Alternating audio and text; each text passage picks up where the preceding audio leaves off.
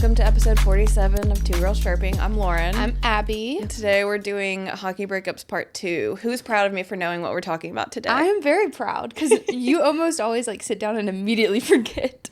Well, I normally have to do school stuff, but this is my 1 week off, essentially. Week and a half, if you will, before I start again. Yeah. But hey, we're 2 years in. We just closed out 2 out of 3 years of this doctorate program. Yeah. So everyone say a prayer, say a ritual, do whatever you need to do to help me get through the last year. Feel free to pay an Etsy witch. Feel free to send me money for food. Oh my God, the little skeleton man. Hold, please. Sebastian Stan, my man. Wow, now this house feels like a home. Sorry, King. Sorry about that. We did not mean to forget about you. No, we did not. Did you see, I don't know if you have any notes on what's been happening this week. There's not really been much that's been going on. Taylor Swift announced she's releasing another album. Album 12. Queen, Mother. Life of a Showgirl. And the men felt hella triggered by that. Okay, so pretty much every major company posted something about it. And she's an icon. She's Mother. Literally. And I think every single NHL team posted. And a good bit of the comments were fine on other teams' accounts. But the freaking Carolina Hurricanes, they embarrass me so much sometimes. First of all, shout out Montana, who sent us the post and was like, for context, all the people in the comments were like, I'm gonna leave this fandom. I'm not gonna support this team. I commented from our Two Girls Chirping account and was like, this comment section is so disappointing. And Montana sent it to us and was like, the fact that I'm only even seeing this post because y'all commented on it is iconic. I think, didn't Katie send us something too? We had a couple people send it to us. Yeah, our girlies really knew that we were gonna be in that thing. Yeah. And to that I say, let's plan a hostile takeover of the Canes. Let's get rid of these men that it seems kind of like they're gonna remove themselves. No, they won't. They love to hear themselves talk. They love to be able to blast their hate. That's true. But it sure would be nice if you just fucked all the way off. Leave it for the girlies, the gays, the theys, and the true men, okay? Yeah. Yeah, oh my gosh. I saw so many comments, but one of them was like, your true fans are gonna stop supporting you. Like, don't do this for your true fans' sake. Bitch, just because I like Taylor Swift doesn't mean I'm not a true If you're a true hockey fan, you're an unconditional fan. If you're an unconditional fan, it doesn't matter what they do. Say it for the person in the back. So, congratulations. You're a fake-ass bitch. We already knew that, though. My favorite comment, though, because men love to be like, women are so dramatic. Women are so emotional. I would love to read you this comment. Please do. This is the worst post you have ever posted. Please, please, please, please stop. Please stop this. Stop, please. What a little loser. Bro, it's a joke. That is so stupid. Can you imagine going about your business and getting that triggered over something? It's funny from my perspective. Because I'm like, y'all, this is... I mean, for shits and gigs. That is how I felt when they announced the Ducks head coach. But I feel like that's warranted because that's based in... Well, that's criminal. Morals, if you will. But this, it's just based in misogyny. Yeah. Men love to hate on Taylor Swift. Like, back off. They're just jealous. They wish they could do an ounce of what she does. I also saw a comment. I'm pretty sure I screenshotted it because I was like, this is crazy. Real men support Taylor Swift. Real men... And I know they exist. Real men aren't gonna leave their team because of a freaking celebrity. Yeah. They'll be out here defending the 2018 World Juniors team, but then the second that Taylor Swift gets a single ounce of recognition, and Tate McRae, they did a fair amount of it with Tate McRae. Yeah. Too. Now, granted, she is more sexualized than Taylor Swift, so it was for sure she is to a much lesser degree. Can't wait to see you, hon. We're seeing you in a week. Can't wait. This was the comment that I saw. I keep clicking it. I can't be trusted. They said, y'all realize 90% of NFL fans hate the Chiefs simply because of her. Y'all really want our team to be hated like the Chiefs, but without the championships? Jesus, just focus on hockey. Bitch. That's the thing. It's not that deep. They always just focus on hockey. This is hockey. It's entertainment. It's an entertainment Also, industry. like, every team posted about it. It's not even the like, ones who didn't post for pride or hold any sort of, yeah, hey, we're here for you. We see you. Yeah. For pride. They posted for Taylor Swift. yeah, But that I digress. which indirectly is posting for pride against their will. Women's History Month. Which Okay. I don't know if that's still allowed to happen in this country, but whatever. Honestly, they can fuck off. I'm gonna support the women.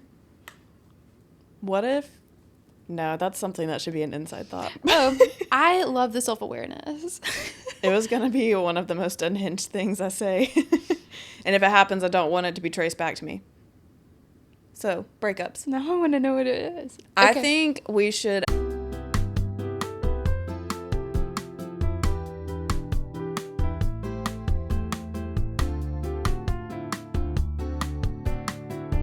But I didn't want to say all that out loud. But hey, let's just focus on the hockey.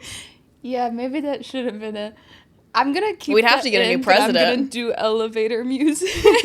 It's just my reaction. Lauren Redacted. talking about war crimes she'd like to commit.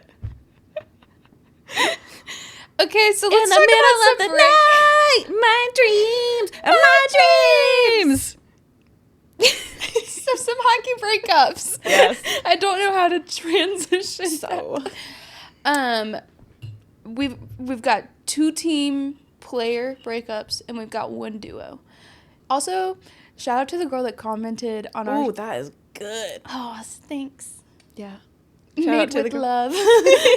Shout out to the girl that commented on our Spotify episode. Yes. Like, I'm living for naming everything as tropes, romance tropes. I love it too, and I've got more for you. Dude, I took my final. I slammed that computer down. I went straight to my TBR. I grabbed all of them.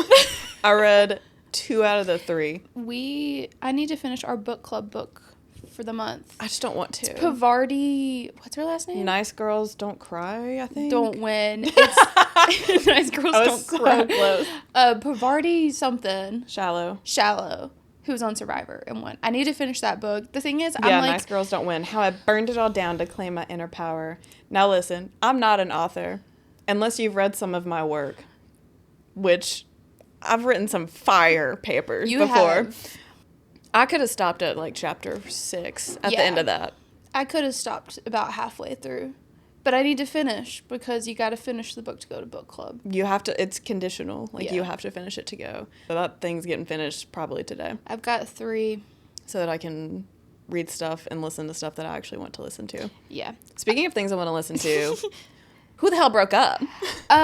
Well, first and foremost, again, this is a known breakup, but we're going to talk more about the details of it. Patrick Kane and the Chicago Blackhawks. Oh, I know this one. Yeah, this was a big breakup. Sources Him say they're leaving. still mad about it. Sources say the Blackhawks would lay their lives down for him still. Patrick Chicago, Waugh, at Roy least. Waugh, Waugh. Patrick Waugh, and the Habs are the The first original. generation of Patrick Kane and the Yeah. Blackhawks. They're the first edit, if you will. Yeah.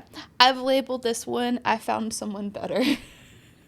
Ooh, no second chance romance. Yeah, so obviously we know Patrick Kane was a superstar, is still a superstar, Showtime, if you will. I love how he just brings his son around to everything and lets him interact. Me Like, too. inject that into my veins right here. Yeah, Cutest thing ever. Only thing I like about the Red Wings. truly. Him and DeBrincat. Well, yeah, I meant like Yeah. the kids and The kid- dads. oh. I do it for the kids Look. and the dad. What's up? The Detroit Red Wings do great jobs with their social media, like making me actually like them. Because on ice, hate them. Off ice, love it, eat it up. Every single video, smash a like. Yeah. Okay, but Patrick Kane. I almost said Patrick Wall. At 15? A lot of Patricks. He moved away from home at 15. Yeah. He moved to Detroit. And played under 18 hockey. He actually lived with Pat Verbeek.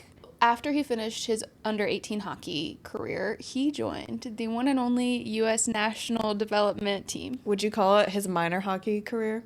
Yeah. Because it's under 18. And in this country, that makes you a minor, except in Alabama and some other backwash states, you have to be 19 to be a legal adult. Yeah, his minor hockey. Ha ha ha. He joined the U.S. National Team Development Program. Never heard of it. Are they any good at their work? No. Are they still around? Barely. He did. First of all, they were pretty cautious on recruiting him. It's given Cole Caulfield because he's 5'10", and they were like, he's shorter. I don't know. Brother. Have you seen Cole Caulfield? Have you seen my short king? Our short king. First of all, I'm 5'10", and that's not that short. Jack Hughes. Isn't Cole Caulfield like 5'8"? Yeah, I thought I think so. Anyways, he played there for 2 years, led the team in scoring one of those seasons, passed the previous program points record, and then joined the OHL. And that's facts. Yeah. Now, the Blackhawks were freaking horrible. They still are. They are a cursed franchise. And they deserve it, though. I truly do believe it. They've been cursed since the founding. But they deserved it. Yeah. And this was around the time period, if you remember from our Team Histories episode, ESPN labeled them the worst franchise in professional sports in 2004, which was fair and valid. Mm-hmm. And in the 2005 season, they were the second worst NHL team in the league, and then the fourth worst the following season. So they were like, we need something. They fired their head coach. They were in the trenches of a rebuild.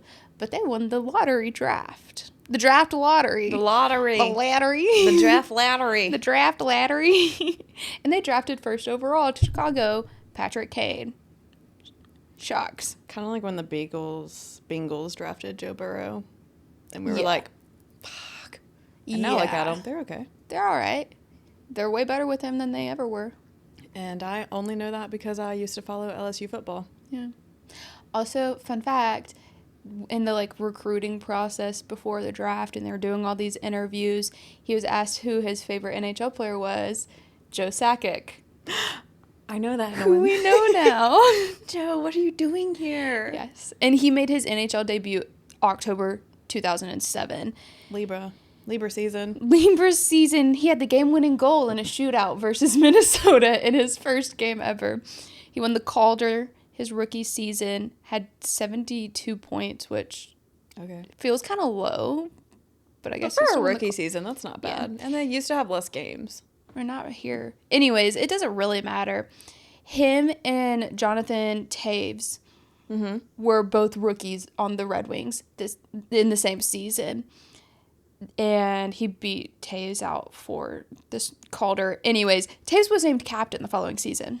Better leadership, I guess. I think so. Some stars can't be leaders.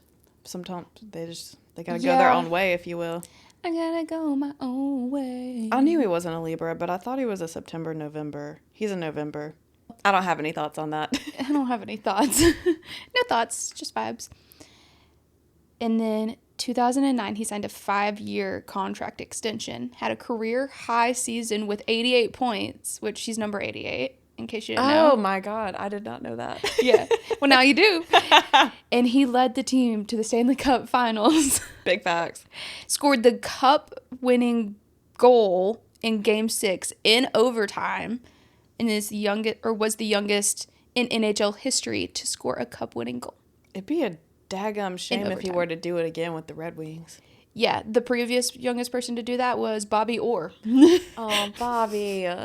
Yeah, and he ended a 49-year Stanley Cup drought. Suddenly, that's a quarter of a century. Suddenly, the Montreal Canadiens drought isn't looking too bad. They're getting up there. We're in our 30s. I think they're at 32 but years. Hey, we made it to playoffs last year. Thank God. We manifested that. Their hard work plus our prayers. Yeah. We did that. In 2011, he was the third youngest NHL player in history to reach 100 goals in just his third season. Third season, third youngest. Okay, threes. Okay, threes. You should change your number to 33. And in 2013, he won another Stanley Cup. Patrick Kane won the Conn Smythe. He had 3 goals in games 4 and 5. Patrick. He led that team. That was his team. That was his team. I didn't realize he had won a second one. Yeah. So now when people talk shit, he can be like, sorry, I can't hear you over my Stanley Cup rings. Dude, is Bar down listening to our podcast? Because we posted the clip from our podcast talking about that quote from Patrick Waugh, and then literally like the next day they posted about the same story. I was like, are y'all listening? Is this play about us? Are we influencers? Which, that's like a crazy coincidence. It is I doubt that they're looking at our profile, but still. But they could be. Saying there's a chance. Yeah. This is a crazy stat to me. The 2014 season, he was injured for like the majority of the season, hardly played. He came back from what? I don't remember. Something. Upper body, lower body, part of the body was hurt. He returned for playoffs, played 19 games in the playoffs, scored 20 points, and that's how he earned the nickname Showtime. Hey, that's a good nickname. That's such a good nickname, actually. That's such a good nickname, especially from him just being like, well, it's time for playoffs. It's time for me to pop the hell off and show him why I'm Patrick Kane. Yeah, he did basically the same thing the next season. He had a broken collarbone, came back weeks early for playoffs. There's no way he was medically cleared. It depends. They're not that bad to recover from. Well, he came back weeks early and played 23 games in the playoffs, 23 points, assisted in the game-winning goal, and won the Stanley Cup. He's got 3 of them.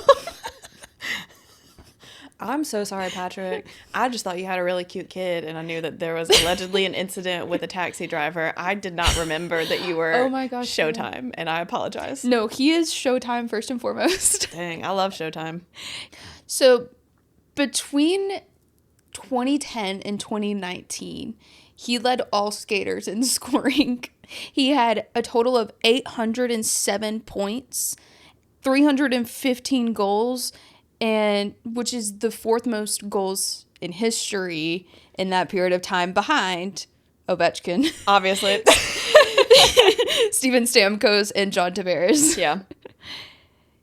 John Tavares is like a sleeper agent. No one ever talks about him. He really doesn't get the media coverage that he deserves. I'm like, who are you paying off to not talk about you? I wonder if he's got like a PR team that anytime anything is supposed to take it down. He's got like his own personal tree like Taylor has. Yeah. Killing it. Yeah. As in killing the story. You're done. And then his last season with he really owned the NHL for 9 years. Yeah. I also... He was traded to Detroit before we became hockey fans. And so in my head, his time with Chicago was a long time ago.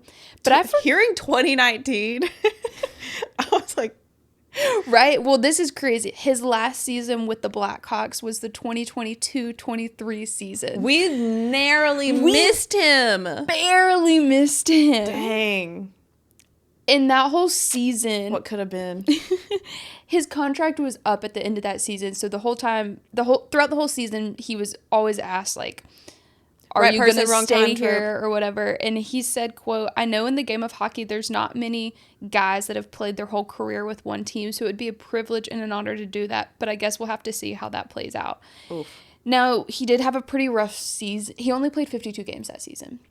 He had 45 points, which is... Ooh. Yeah, exactly. For him, that's poor.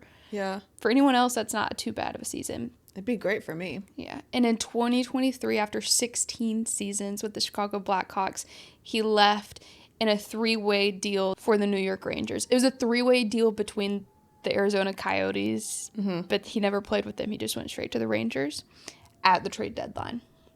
Would you say it's a right place, wrong time trope? To where? Blackhawks. Oh, the Blackhawks? He was there at the right time, I believe, because they haven't been good since.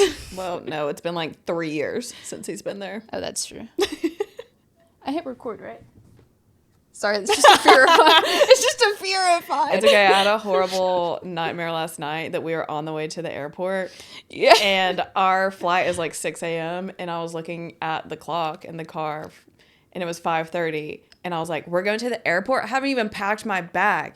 And then I got yelled at by my mom and Abby, which would be very warranted. Yeah. So we had to pop a Yui, and Mom was like, hope you make your flight. And I was like, there's no freaking way we make this flight. And then I woke up. So I might need to pack today, a week early. Yeah, I'm such an anxious traveler, like prepping to travel, that I'm like, I could pack right now. Well, in my nightmare, you were like, I packed yesterday. And I was like, why didn't you tell me so I could pack? Because that's normally what happens in real life. Because in reality, I am a procrastinator with things like that. I remember the first time that we flew together for like a family trip, and we had like a 7 a.m. flight, and you were up at like 5 a.m. packing. It stressed me out so bad that I like couldn't eat because I was nauseous. When I went to Iceland, I packed the morning of. No. I had to go back to my apartment because at the time I was living with my parents because a creepy man tried to break into my apartment. Dude, that was a crazy period And of the time. apartment complex didn't want to do anything about it. And like my lease was up in like a couple weeks and I was going to Iceland. So I just like packed my shit and fled in the middle of the night with Marlo to my parents' house.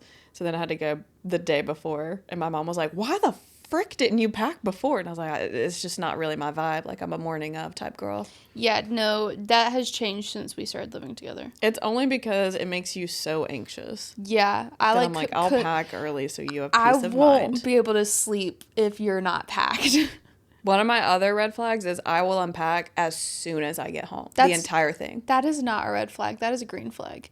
It depends on who you ask. That's a positive that you've rubbed off on me, because I will unpack like 2 weeks after I get back. But with you, I'm like, well, she's unpacking, I guess I should unpack. Mm-hmm. Anyways, this trade reunited. Before we get so off topic, this trade reunited him with Artemi Panarin. Oh. Yeah.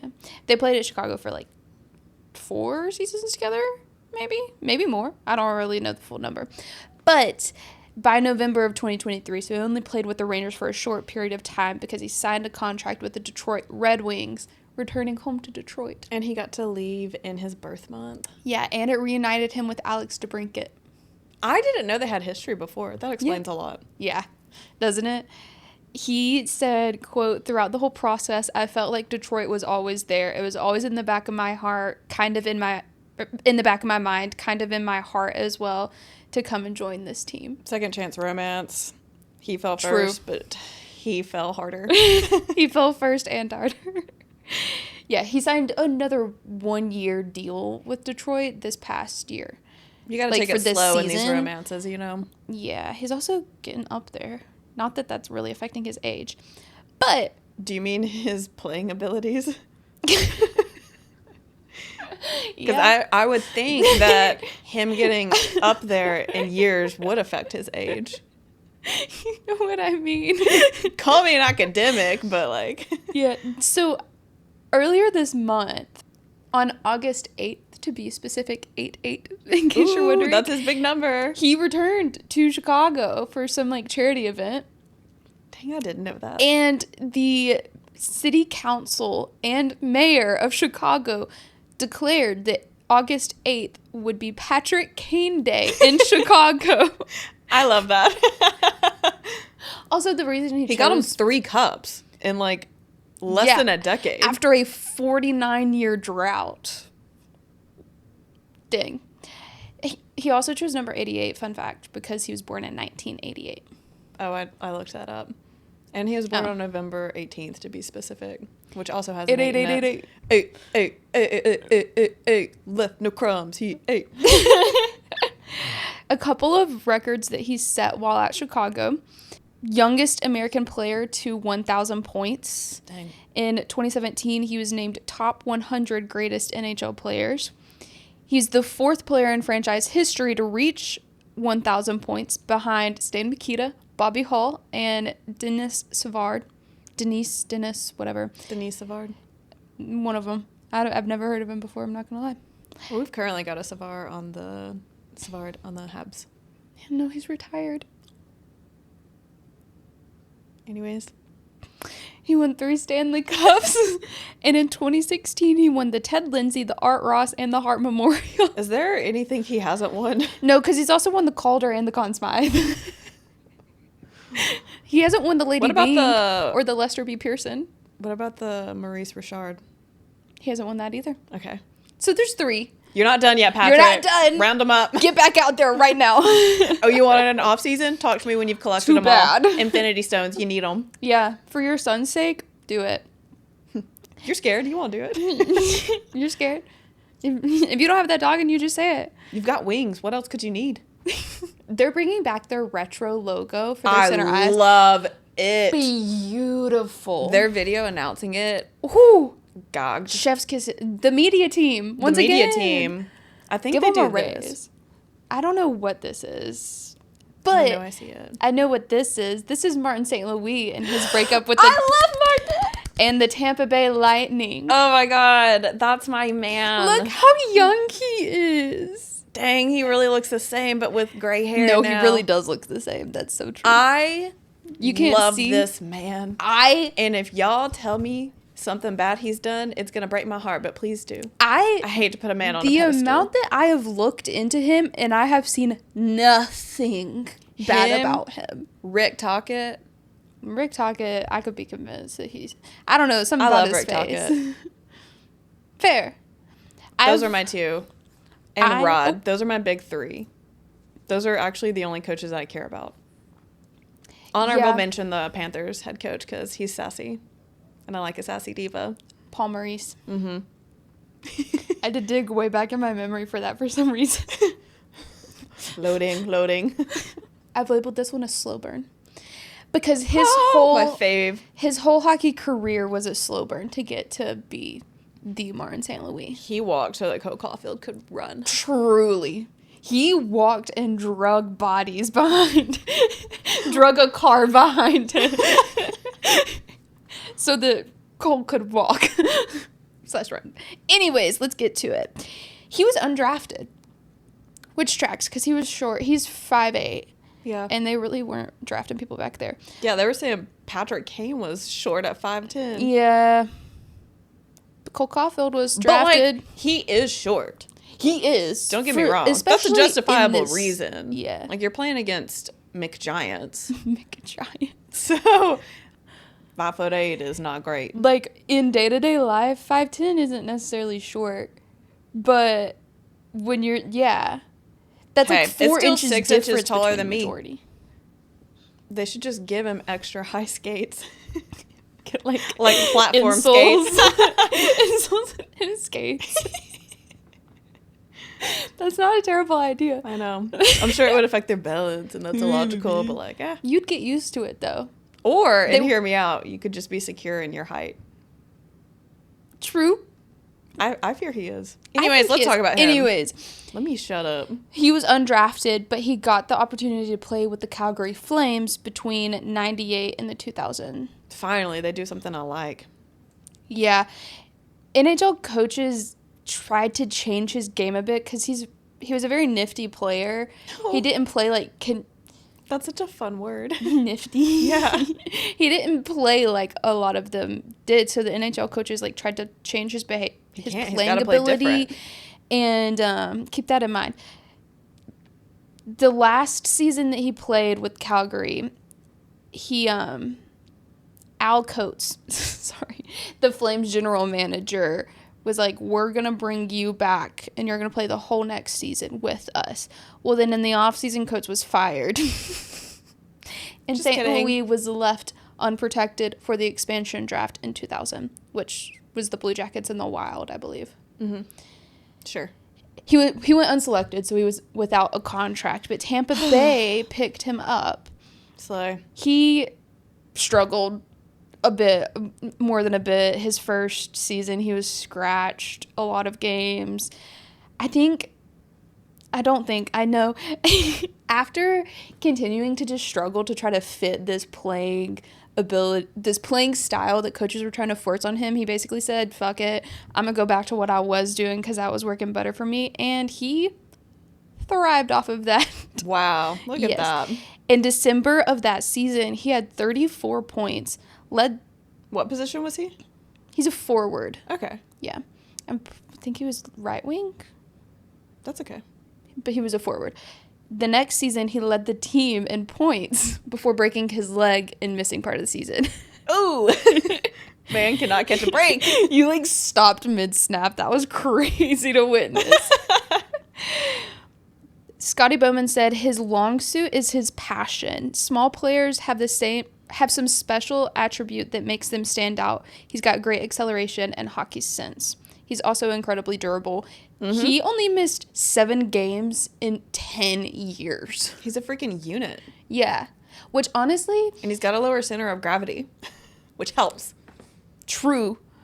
I think truly the durability, I was like, can you help establish some of that in the Canadians, please? He's trying. Also, while I was looking up him, you type in Martin St. Louis, and the like number 1 search is Martin St. Louis legs. I was like, what? So I had to click on it because I gotta know what it is. No, the man is jacked. I mean, I always support objectifying both ways. Well, it was so just I'm like glad that he's known for his legs. Like, pop off. I was like, why is that the number 1 search? Well, didn't you show me a picture of his legs? Yeah. Yeah. Because I was like, why is this number 1 search his legs? He hasn't missed a leg day. Ever. Probably since his leg got broke. True. R.I.P. to the original bone. Ripped the original bone. And the 2002-2003 season is where he really caught his stride. Tampa Bay went to the playoffs and won their first playoff series in franchise history, period. And 3 of his 7 goals in the playoffs were game winners. Oh, they call him the closer. The closer. Mm-hmm. Yeah. The next season, TM. he led the league in points and led in plus minus. He was plus 34. Damn. Which, right? That's kind of crazy. Pop off. He also led playoff points. And talking about leading, he led his team to the Stanley Cup Finals for the first time in franchise history versus Calgary. Ooh, full circle moment. He scored the game-winning goal to push a Game 7. Okay. And then they won the cup. So they have 2 cups? No, this was their first ever franchise cup. Oh, okay. So they won the Stanley Cup. He won the Lester B. Pearson, which is the MVP voted on players in the NHL. And the Hart, which is the MVP voted by the league. So everybody all around said, that St. Louis guy, he doing it for the short kings. Yeah. And he was the first to win the Cup, the Lester B. Pearson, and the Hart all in the same season since Wayne Gretzky in 1987. Beautiful. Picasso, I love it. Kisses. The 2009-2010 season, he had 2 11-game point streaks. And that's facts. Which is the longest in franchise histories. He also only had 12 penalty minutes, won the Lady Byng award. He consistently finished the season top 10 in points in the league. I did not. I'm so sorry. I was not that familiar with your game. Like, pop off. Well, then in 2013... He's kind of like Rod Brindamore. I'm not going to lie to you. I really don't know anything about Rod Brindamore's playing career. I mean, he helped lead them to their only cup. I do know that. And that's about it. And in 2013, he was named captain. I'm surprised it took that long. Right. I have an interesting quote before we fully get into the downfall / the breakup. From Steve Yzerman, who you might remember talking about his playing career a bit in team histories. Yeah, why do I know that name? I don't really remember what he did playing career, but he became a general manager of the Tampa Bay Lightning once he retired. And he was general manager at this time as well. He said, Marty means so much to this franchise, both on and off the ice. His hard work and dedication are unsurpassed, and we are thrilled that he will finish his career here in Tampa Bay. They said, you can't have him. He's ours. not going anywhere. Yeah, but keep that in mind because... Let me guess, they traded him literally the next day. No. In January of 2014, he is captain at this time as well. Steve Yzerman, who was Team Canada's general manager for the Olympics, did not include St. Louis on the roster. He was named an injury replacement, and I think he did get to play because I think Steven Stamkos was injured, and so he got to step up. But that kind of made the relationship between them a bit rocky because he's like, why the frick am I not named to this roster? You just sung my praises. But the team and the world are two different things. Like, you got to separate that. I'd be a bit pissed. I'm not going to lie. Oh, that's fair. Around that same time, he asked Tampa Bay for a trade. Oh, he took it personal. Yeah, he later admitted that the roster thing was the main reason he wanted a trade. He felt that there wasn't as much respect privately between between Yzerman and him. And he was traded inevitably to the Rangers in March of 2014. Oh, so Yzerman was being a fake ass bitch in public, essentially? That's kind of the vibe I got because he post-trade didn't apologize for asking for the trade, didn't apologize for any of that, but did apologize for how it affected his relationship with the fan base. Yzerman did or Martin? Martin did. And that's why he's my guy. Truly. He said, fuck you, Yzerman, but sorry to the girlies and the guys. Yeah. Sorry to my fans. He did struggle with the Rangers, which... Well, Zane struggled when he left One Direction. It's expected. True. But he had a 14-game goalless streak. And in round 2 of the playoffs, because the Rangers made the playoffs, I don't know if Tampa Bay did or didn't. I hope they didn't. I hope they didn't, too. His mother passed in round 2 of the playoffs. No. Yeah. He says that he spoke with his dad, and they both agreed that he should still play in Game 5 of round 2. That's crazy. Yeah. That's one of the craziest things that these athletes do. I would be like I'm calling into work when my cat dies. I don't want to think about it. We're all going to go out together at the same time. When Rascal passed, I laid on the kitchen floor. No, I laid in the living room floor and cried for an hour straight. Yeah. And I'm not a crier. No, she's not. I can count on one hand the amount of times I've seen you cry in my life. It's an uncomfortable experience for me. I cry a lot. Yeah. I'm very in touch with my emotions. Anyways, the Rangers team and organization rallied around him. I thought it was super cute that they said as he, quote, became the team's focus. Oh. Sweetie.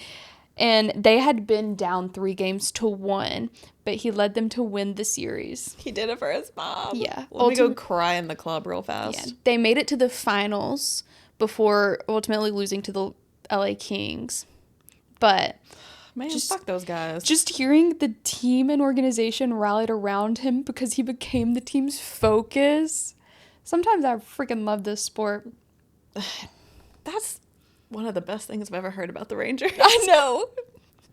Was Chris Drury there? Hell no. Maybe. The 2014-15 season, which would inevitably be his last, he wore the A. Hey! Yeah. And in his first game back in Tampa, when the Rangers went, they played a tribute video and he received a standing ovation. Of course. I love that they do that so much. So respectful. Yeah. The Rangers did not offer him a contract renewal. Why? He hadn't played as well with them as he did with Tampa.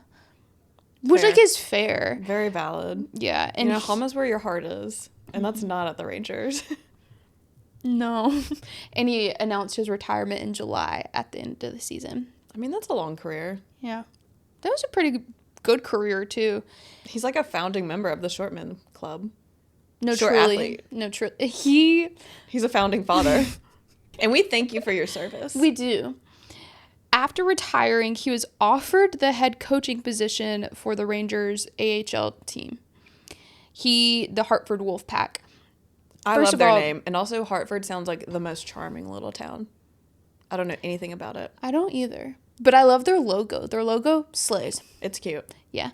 Jeff Gordon is the one that offered him. Does that name sound familiar? Why do I know that? He is the executive vice president of hockey operations for the Montreal Canadiens. That's where it is. Yep. So they go back a bit. He did turn down that position. Would you say they've got a whole lot of history? One Direction reference. That is like the fourth One Direction reference you've made. I'm living. I mean, that's what I devoted a not insignificant portion of my life to. At least 6 years. No, literally. That was my childhood. Yeah. He turned down the position. And in 2019, he became a special teams consultant for the Columbus Blue Jackets, working alongside John Tortorella, who was his head coach for a period of time when he was at Tampa. Blah. Yeah. And in 2022, he was named head coach for the Montreal Canadiens, which was a massive shock because he had never been a coach in the NHL. How did he do that? Jeff Gorton. Oh, yeah. Networking. Jeff Gorton. Connections. Yes, and it was the beginnings of a rebuild.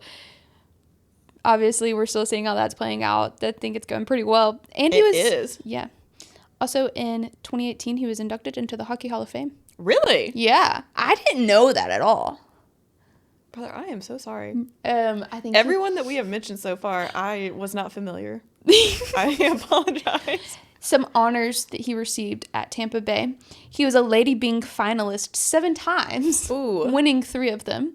He won 2 Art Ross trophies, a Lester B. Pearson Hart Memorial, Stanley Cup, an Olympic gold medal.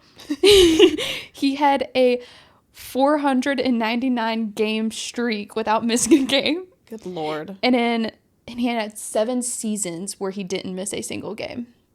It's giving Brent Burns. His number should have been 7. Fair. I don't know what it was. Should have been a 7. It was, I have a picture. 26. Interesting. That is interesting. Cole Caulfield's 13. Half. He's double the man he was. Okay. And our last player breakup, if you will, a duo. That was a slow burn. Right? It took a bit to get to where he was at. Like, words are hard. You know what I'm saying. So, our last duo breakup, Teemu Selanne and Paul Kariya. Those are names I haven't heard in so long. They're so dear to me. I know. Paul Kariya, the way I would lay down my life for you. He's a Libra! That's why I love him so much. Yeah. Anyways, I have labeled this one, I would find you in any lifetime. Which seems dramatic. If I recall from the recesses of my memory, they do find each other. They do. They love reunite. Yes. Reunition? Reunited? Yes. Reunion. That's what it is. Reunition. I call myself an academic. They love a reunition. We're going to reunite so hard. You're not even going to know what hit you. You're not even going to know we were separated. So Paul Kariya was drafted 4th overall in 1993 by the Mighty Ducks of Anaheim. Yeah, Throwback. Back when their jerseys were way better. Yeah. Did, like, all the milk in your coffee disappear or something? I have that effect. Yeah. That's crazy. That's okay. I don't really like milk or foam. I just like the taste of it. Yeah. He was the first. The coffee was the stronger. It absorbed the milk. It's like absorbing a twin in the womb. Exactly. That's what I was going for. This is Halloween. This is Halloween. Halloween. Okay. Halloween. Sorry. Let's get down to business. To defeat the Ducks.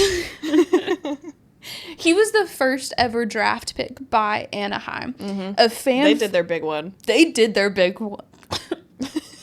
He was a fan favorite and the face of the franchise for so many years. And he actually lived with... He still is in my book. Yeah. Him and Jacob Trouba and Teemu Selanne are the only Ducks players I know. Oh, Trevor Zegras did that thing. He's no longer a Ducks player. He's not, like, someone I think about. Sorry. He's not on my radar. No, that's real. I forget he exists until I see him. That's so real. I forgot that you existed. Anyways, he lived with Ron Wilson his rookie year, who was their head coach. I love that. I do too. He spent 9 seasons with the team. 9's been a pretty prominent number. 9 has been a prominent number. His rookie season, though, his first public practice, there was a crowd of 9,000 people. Damn. Yeah. Pretty early on, he held the scoring title among rookies, but was later passed by Peter Forsberg, who we also know him. We do know. He still led the team in points his rookie season, and he was compared often, which they love to compare them to these people. His first season, he was compared to Wayne Gretzky for his vision and Pavel Bure for his speed. They love to compare. They love to bring up Wayne Gretzky. I will say, this was Wayne Gretzky's, like, fuck everybody era. Dude, this was his reputation era. Yeah, but even he was like, yeah, this kid's really good, which is crazy from Wayne Gretzky. For 2 years, he was the backbone.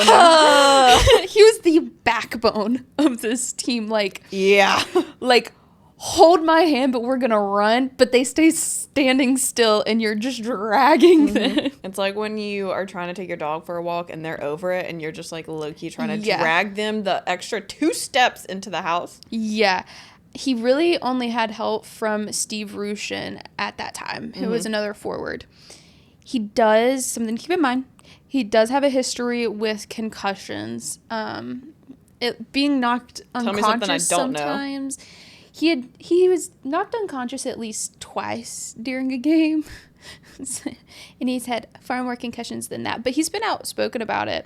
He's told Sporting News there's too much of this was also Enforcer era, in case you're wondering. There's too much of a lack of respect that players have for one another. If the league wants to stop that kind of conduct, it will have to punish players. But he was like, there's not a player in this league that hasn't had a concussion. Which is true. Stop the violence. Stop the violence. Hey, and now they get 8-game suspensions. Yeah, they do. If you fuck around, you find out. You do. And then we've got Teemu Selanne. He was drafted 10th overall in 88 by the Winnipeg Jets. 88's a big number in this, too. 88 is there's 8s everywhere in this. 8s and 9s. 8s and 9s. 7, 8, 7s. 9. A lot of prime numbers. 88's not a prime number, of course, but there are others. Yeah. He did training camp with the Jets, but ultimately went back to Finland to serve his 1-year military service that they have to do, and didn't come back to the U.S., I think, till 92. And when he came back to the U.S. and was like, I'm going to play here, the Jets had never signed him to, like, an entry-level contract or anything. He was just drafted by them. So the Calgary Flames actually signed him to an offer sheet. And how that works is the Jets have the rights to him, so then they have to match that offer. And I like that. Yeah, and he signed with the Jets. I like that too, because then if you're drafted by a team that just never gives you a contract, you can still play. It forces them to pay you. Yeah. Yeah. Which I am always for. Mm-hmm. Me too. So Winnipeg matched the offer, and he went to play with Winnipeg, making his NHL debut in the 92 season. Did he go to play at the Jets, or did he go to play with the Flames? Because he was already at Winnipeg. With the Jets. Okay. Yeah. The Flames had signed him to an offer sheet, but the Jets matched it, and so he chose the Jets because that's who drafted him. In his 5th game in the NHL, he scored a hat trick, which is impressive, but not as impressive. He finished his rookie season with 4 hat tricks and 16 multi-point games. Oh, man. And some interesting wording in an article I read, he, quote, pulled the Winnipeg Jets into the 93 playoffs. He didn't help take them there. He pulled them there. He was their Paul Kariya. No, for real. He won the Calder, obviously, and was second in the whole league in scoring. Dang. Yeah. He never was really able to replicate his rookie season again. He did too much. He did so much. He set the bar so high. That season was, I think the closest he got was within a 20-point range of that season. But that's so hard to replicate. Yeah. And he was still great. He then comes to practice one day in, what year? Shit, did I not write it down? I want to say it was 93. He comes to practice one day. And he finds out there that he was traded to Anaheim. And that is so disrespectful. He walked out without saying a word to anybody. Which is honestly valid. He later did tell media that this trade was probably the best thing that ever happened to him. Yeah, he got to meet his soulmate. Yeah. So the trade... History will say they're roommates, but... And they were roommates. This... Anaheim made the trade for him specifically to help Kariya out on the offensive front. As they freaking should. The bare minimum, if you will. And bare minimum, helping your star players. Yeah. And they were immediately paired together on a line. Mm-hmm. They made the playoffs for the first time in franchise history. And a lot of critics called the Ducks that season a one-line team. Which is fair. It's fair. I mean, they wanted to work in the joke. That's fair. So Kariya, Selanne, and Steve Rushin were on a line together. One of the best lines in the NHL at that time. Rushin actually said Paul had a lot of pressure on him. He single-handedly won some games for us this year. Now that we have Teemu, there's no way anybody can just key in on Paul because he was being targeted so much by these enforcers. They should have hired some better enforcers. Yeah, they should have. Well, that's a big portion of his concussions comes from being targeted because he was like the only player doing anything for the Ducks. Yeah. I mean, freaking Wayne Gretzky always had an enforcer. Yeah. He carried him around with him like a Polly Pocket. Mm-hmm. Just whipped that thing out. My enforcer! May the power of Christ compel you! It's like Cole and the Banos. He's like, my enforcer, I summon you. So obviously they were a great pairing. They never actually won a Stanley Cup together, which is freaking robbery to me. I did think it was interesting in the 96 and 97 season. Just like the McDry. They've never won a Stanley Cup together. Yeah, just like them. The 96-97 season, Selanne and Kariya and Mario Lemieux throughout the whole season were trading off who was leading the league in points. Love it.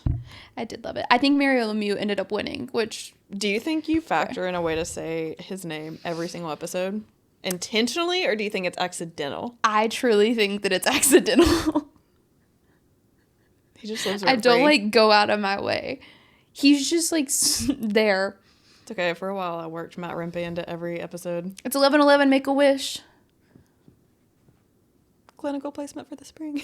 You're not supposed to say it out loud. It's gonna come true regardless, or I'm gonna drop out of my program. You know, like. No, that's fair. There's two options. So then we come to their first breakup. Okay. The 2000-2001 season, their line was struggling. Therefore, the whole team was struggling because their line was the team. There is the only line. There was the team. And so Anaheim said, I know what can happen. Instead of giving them more help, we're going to trade Teemu Selanne to the San Jose Sharks.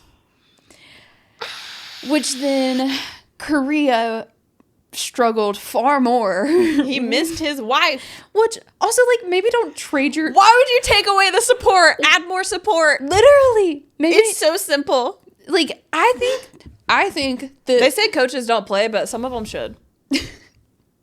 I think that the way that we can solve our scoring problem is to trade away one of our number one scorers. Big facts. So, somehow, by the grace of God, Anaheim made the 2003 Stanley Cup Finals. Don't know how. They did lose in 7 games to the New Jersey Devils. Ooh. And that would be... Shout out to my love. Yeah.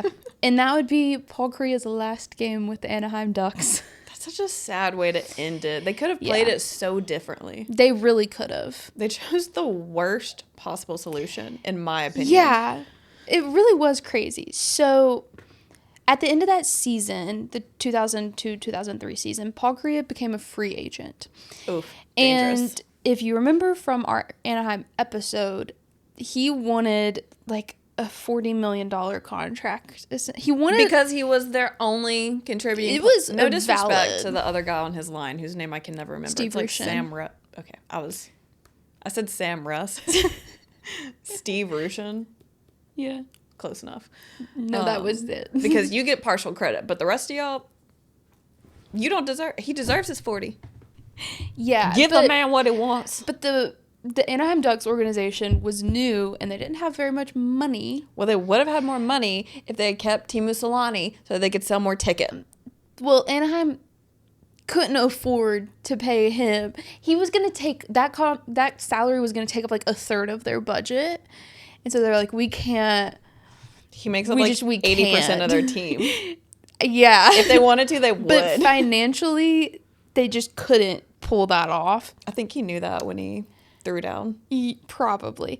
Now, bro, bitches should never laugh. Teemu Selanne's over here. He just signed a 1-year deal with the Colorado Avalanche. Mm-hmm. So Paul Kariya was like, Anaheim's not giving me the contract I want.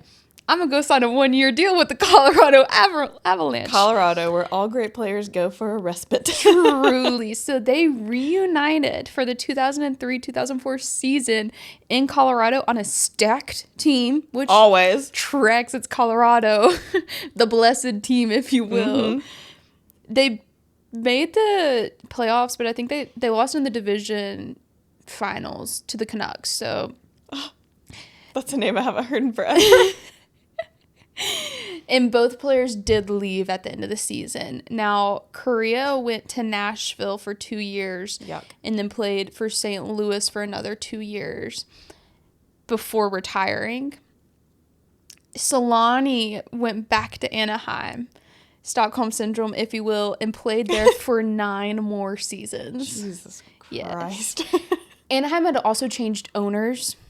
Oh, okay. His first season back. Not surprised. Yeah. He actually retired a Duck had won a cup with them in 2007. But post-breakup, we're going to rewind a bit from all the retirements because 2002 at the All-Star game, the number 1 line, Kariya, Lemieux, Sakic. Oh. I would have given a kidney to go to that. Iconic. And they I also was like 4, but they played in that same. I was barely alive. You were like freshly birthed. I was like in the hospital still. They also played that same line at the Winter Olympics and won gold. Yeah. Yeah, that makes sense. Yeah. And in 2007 on the Anaheim Cup run, I just thought this was a sweet quote. Whoever the Anaheim goalie was, I'm sorry, I didn't write your name down. Sorry, King, said about Selanne, we don't have any better teammate. He's a guy who always has fun. He deserves this. And if we can help him along the way, that would be great. That is your job. I'd just love to see Teemu win this thing. And they did win. I love that. And they won the cup that season for Teemu. Dang. Guess we gotta show up and do our job. Yeah. Help our man out. Stand by my man. Get your head in the game. We went 2 different routes. Fast forward to 2007. Kariya's contract with St. Louis is expiring. Teemu Selanne's over here in Anaheim begging them to sign him. And ultimately, Kariya chose to sit out the next season for post-concussion protocol on advice from his doctors. The doctors eventually said, bro, like, you can't play hockey again. Like, it's too risky for you to go out there and play. Keep in mind, he's been knocked out at least twice. He's had, like, 8 concussions. He had so many concussions. I lost count. So did he. Yeah, and he announced his retirement in 2011. He was talking about concussions and to, like, the media or whatever, because obviously that's the main reason he retired. And he said, the thing I worry about is that you'll get a guy who's playing with a concussion and he gets hit and dies at center ice, which is a valid fear. Yeah, that's very valid. Yeah. I mean, that's what happened to Maurice Richard.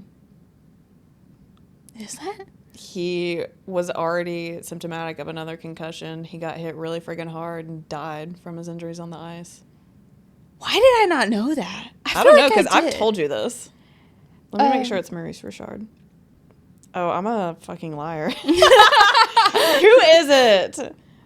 It's the Bill Masterson. Damn it. Brothers and sisters. I would like to offer an apology because I've been saying it's the Maurice Richard for like 2 episodes now. I didn't. But in my head, I was thinking about the Masterson Trophy. Bill Masterson is the only player on ice who has died from his on-ice injuries. See, I thought that you had said Masterson. Maybe I did, but this episode I definitely said Maurice Richard. Well, let the record show that's fake news. Let the record show I am a silly goose. Let the record also show that Selanne said that he considers Paul Kariya and Joe Sakic to be the best friends he made in the NHL. Oh my God. Let the record also show that they have maintained a close friendship even after retirement. That's inadmissible in court because I'll cry. Yeah, Kariya only ever attended one other game after he left Anaheim, post-retirement. Was it Paul Kariya's retirement? Paul Kariya. Oh, Paul Kariya did it. Okay, my bad. Yeah, but when Teemu Selanne was retiring, he invited Kariya to come. And he said, Selanne said, "He has meant so much to me, all my best years and the chemistry I've had with him," and then joked that he threatened to tie him up and toss him in the trunk of his car and drive him to the stadium himself if Kariya refused.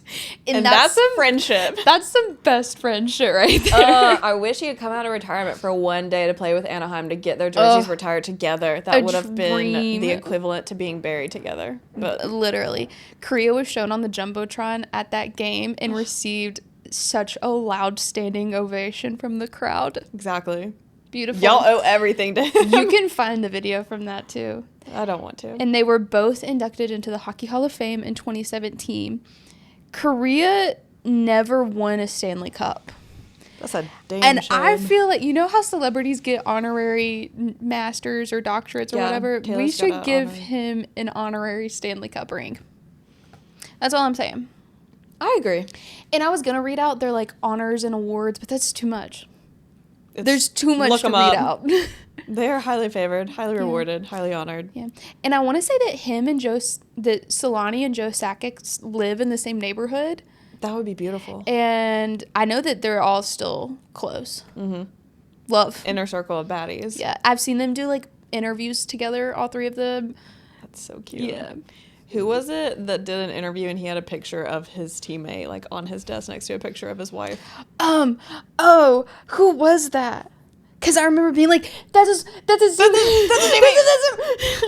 I don't remember. Who was that? Oh, that's going to bug me. We talked about it. We did. I'll have to go back in my notes because I know that I've seen it.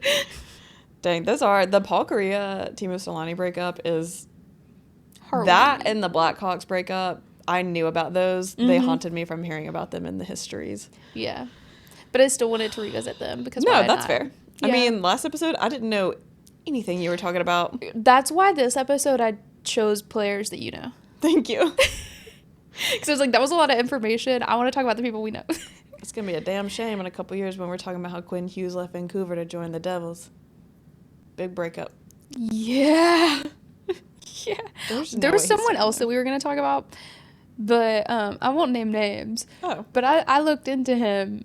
And before I even got to his playing career, I ran across some stuff from his personal life, went on a deep dive and said, I don't want to talk about you. I think I fucking hate you. We don't like to give a light to domestic violence offenders. No. Repeat offenders. Unless we're talking shit. And we already had shit to talk about. Which, we took, Bobby Hull was violent with his wife. It's just the fact that this guy still plays and it's very, very known. And from what I've seen, there's been no consequences to his actions. And that pisses me off. There eventually will be. If not in this life, then the afterlife. Period. I'm a strong believer in that. Yeah. Anyways. Shout out to Bobby Hull's wife. You deserved better. You did deserve better. And you raised a daughter who works with victims, so... Yeah. That's good at least. Woohoo! Yeah, woo! Shout out to Taylor. Can't wait. I'm locked in for your new album, Queenie. Eldest daughter. I'm scared. That's gonna hit me hard. I already know that for a fact. Yeah. So that's it for now. We won't see you next week, but you'll see us, and then we'll see you the following week when it will be Halloween season, because it'll officially be September. It will be. Mm-hmm. Heck yeah. Okay. Bye.